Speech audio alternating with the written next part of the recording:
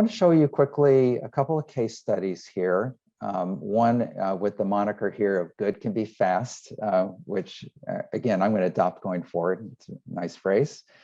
And we want to show you one that uses our Foresight 50 Plus Omnibus. For those of you who have not used an omnibus survey capacity before, it's a marvelous, cost-effective way to get a quick read on the general population.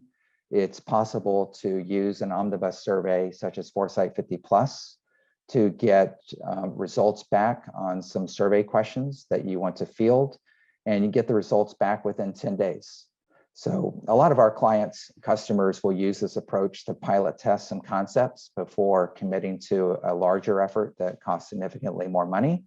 But for a few $1,000s, you can field the questions there, and we'll join your survey questions to the survey questions of others who are in your situation as well, who want to get a quick read on the population. So the analogy I like to use is that it's like a plane with a flight, and the flight takes off once a month, and you're essentially renting seats on that plane. The plane's going to take off whether you buy seats or not. So you might as well use it, is the way we look at it. So that's what the omnibus is. And here I start showing you at least one application of it. This was a survey commissioned by AARP back in April. And the question's a very legitimate one. What is the pandemic doing to our consumers and population age 50 and older in terms of the toll on mental health? And I'd like to show you some results. If you could just go to the next slide. And they're focused on the measures. It was a longer survey than probably typical for an omnibus, but I think it gives you a good sense of how much ground you can cover, even in an omnibus survey. So we had measures on mental health, loneliness, anxiety. We even had issues on questions on diet. How is the pandemic affecting the healthy or non-healthy food choices that consumers are making? And we did the whole thing in less than 2 weeks, and was able to support AARP's public relations and dissemination arm with real results that got a lot of earned media for AARP, as well as just raising awareness of this issue. And so here are just a few results. I encourage you to look at the actual press release that has a link to all the results. There were a couple of them here that I thought was really interesting.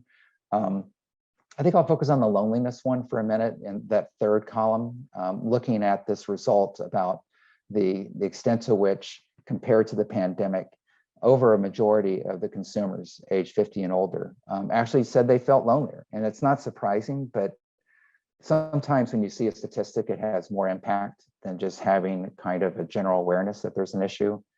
And also just seeing the reduction there of almost 2 out of 3 feeling like they're socializing less than before the pandemic. And the worry outlook too. If you look at the second one there, about 8 in 10 say they have increased concern about the future.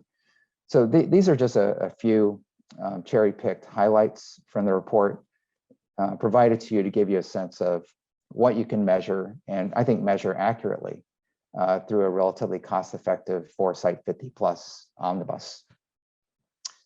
All right, let's go to the next slide. And I have one other case study here, getting away from that issue, but it's really kind of the flip side of that issue. And I think you'll get my meaning in just a minute as we look at this. So what about technology use during the pandemic? We're looking at consumers age 50 and older. The stereotype is that this is a population that is less adept at using technology. So the research question is the pandemic going to influence and perhaps have a causal impact, resulting in increased use of personal technology, so-called breaking down the generational tech divide? It's an interesting research question. AARP, if you go to the next slide, actually funded a study on this. So here we used the Foresight 50 Plus panel doing custom research. As a result, you'll see that longer field period on the left. We were in the field for almost a month. And that's not uncommon for us. We can collect the data a lot faster than that.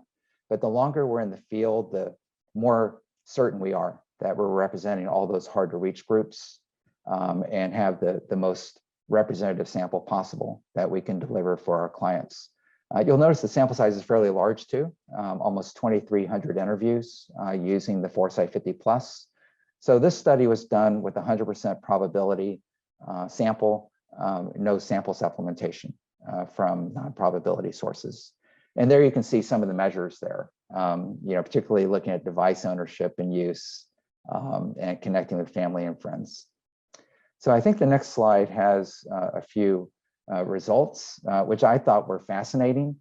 And it helps me at least consider the first case study in a different light. I mean, can you imagine perhaps what the loneliness scores would have been if we had not had a surge of personal technology use by consumers age 50 and older? And that's what the second case study is showing. The second case study is showing increased use of personal tech during the pandemic as a result of the pandemic. It's showing also a change in outlook where people age 50 and older started looking at technology with a more positive point of view.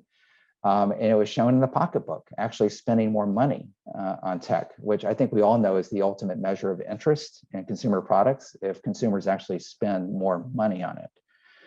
Video chat, I think a lot of us have this in our personal experience.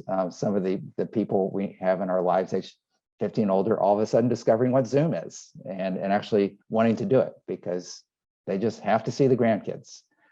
And then you have the increased streaming services as well, which I thought was a really interesting finding, that there's this kind of spillover effect of using some personal tech that seems to be leading to changes in how people consume their entertainment and media.